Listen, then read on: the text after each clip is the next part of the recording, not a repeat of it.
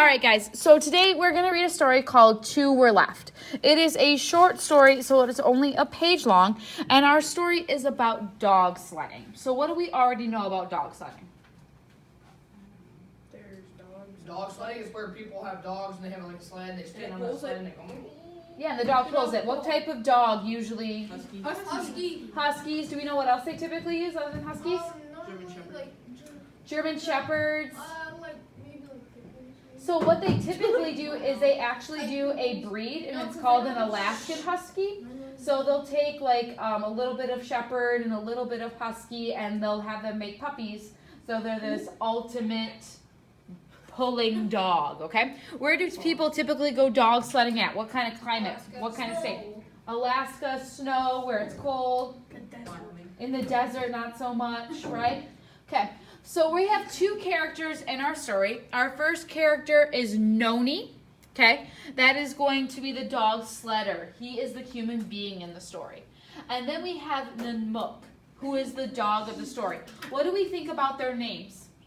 What do they? They're weird. They're weird. They're different. Do we know what maybe culture they might come from? Africa? Alaskan, I don't know. Alaskan. Okay, so we can probably assume with dog sledding that this might be an Alaskan name. What do we call people that are natively from Alaska or in the Antarctic area? Alaskans. They live in igloos, we call them People that live in igloos. Eskimos. So they might be Eskimos, okay? So, I call them let's get started. On the third night of hunger, Noni thought of the dog. No one was ever upon the floating ice island except the two of them. Even in the breakup, Noni had lost his sled, his food, his fur, and even his knife. He had only saved Nanook, his devoted husky. And now the two, alone on the ice, looked at each other wearingly. They stayed away from each other. Okay, who can summarize or tell me what we just read in their own words? What's the story about so far? What's going on? a dog and a person and its dog. Perfect. A person and their dog, what happened to them? They lost Something everything. happened and he only saved his dog.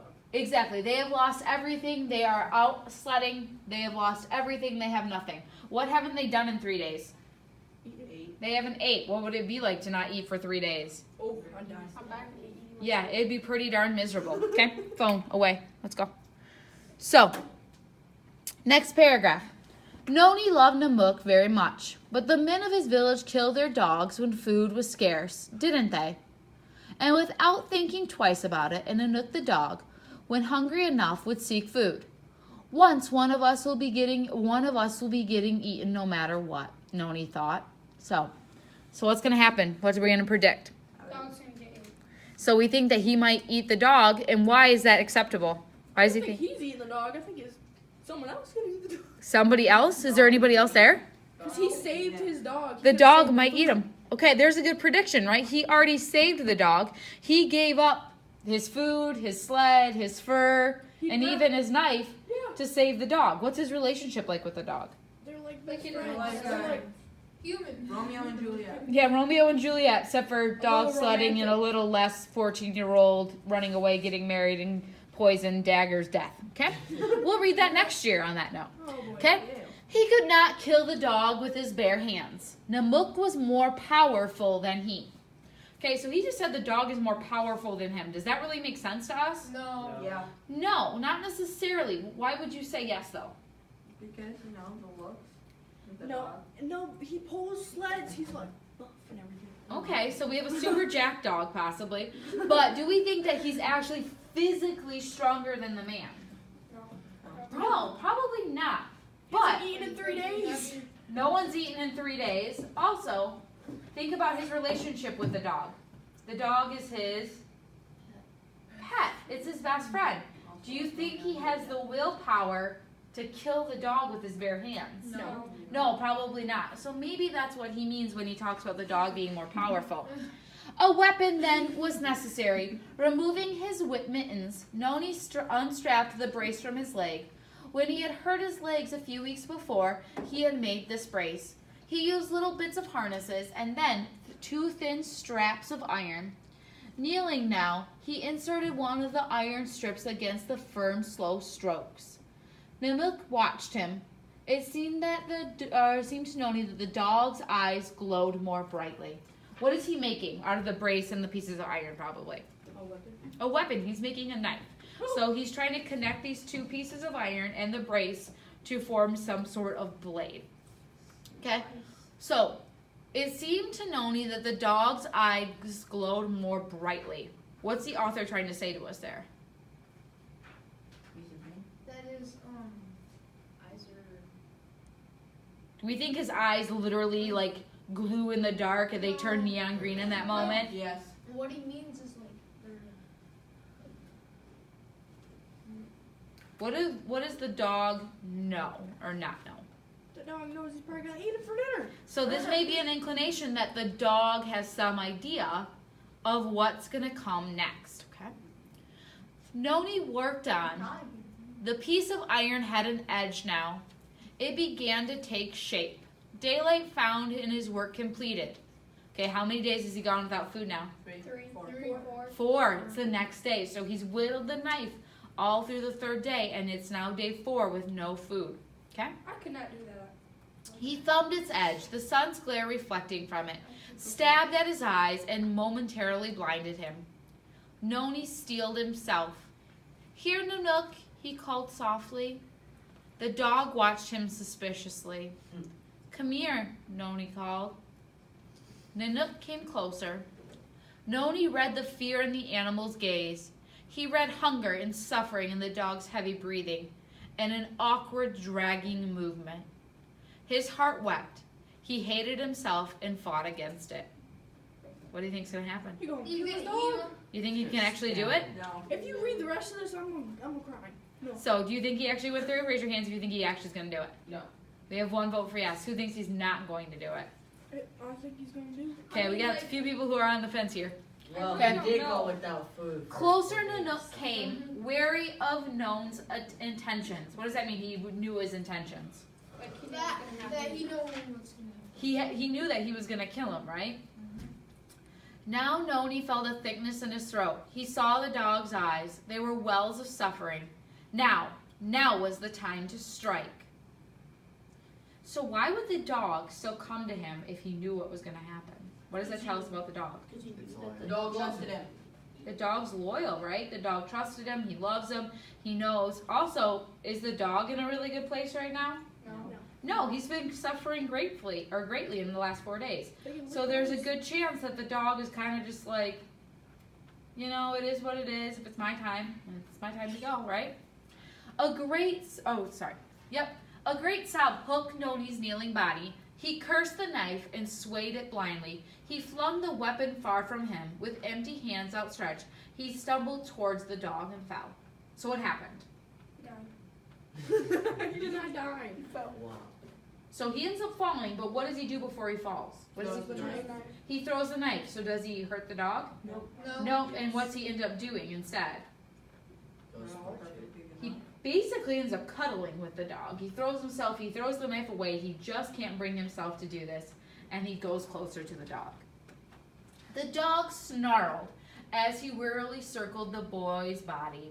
Noni was sick with fear, and flingering away with his knife, he had felt himself defenseless.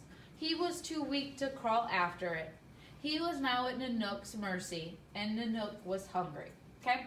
Let's talk about this. So the dog snarled as he grabs him. So what's the dog reaction when he falls on him? He's like, what are you doing?